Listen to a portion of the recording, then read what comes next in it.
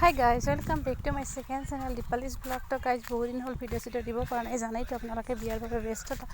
তো ফাইনেলি কাপোৰ কানি পেকিং কৰি আছোঁ এয়া বিয়াৰ মানৰ বাবে, অৰ্থাৎ দৰা ঘৰক দিব লাগিব মান কৰিবৰ বাবে।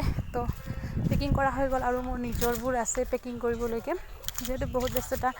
ইপিনে ভাত খাবলৈ গৈ আছোঁ গাঁৱতে, আৰু দেখিছে অৱস্থা গাইজ। মানে সঁচাকৈ কাপোৰ পেকিং কৰি থকা অৱস্থাত ইমান এটা দুখ লাগিলে যে মই ভালকৈ কমপ্লিট কৰিবই নোৱাৰিলোঁ। তো তেনেকৈ থৈ দিলোঁ, আৰু নিজৰখিনি আছে বহুত বেছি দুখ লাগে সঁচাকৈ। ছোৱালী জীৱন বহুত বেছি দুখৰ গাইজ। মই নিজে মানে কি ক'ম আপোনালোকক, নিজে ভুগি আছোঁ এতিয়া। মানে বহুত কিবা ডিপ্ৰেশ্যন, হতাশা, মানে কিবা বহুত মনত মানে বহুত প্ৰশ্ন মানে আহি পৰিছে। মানে নাজানো কিয় ইমান বহুত বেছি দুখ লাগিছে গাইজ, যদিও চিনাকি আগৰে পৰাই। তথাপি গাইজ বহুত বেছি দুখ লাগিছে, কাৰণ ছোৱালী জীৱন জানেই সকলো। আজি এখন ঘৰত আৰু কালি আন এখন ঘৰত উলিয়াই দিব লাগেই, যিহেতু প্ৰকৃতিৰ নিয়ম। তো তাকে আৰু গাইজ ক'ব নোৱাৰি।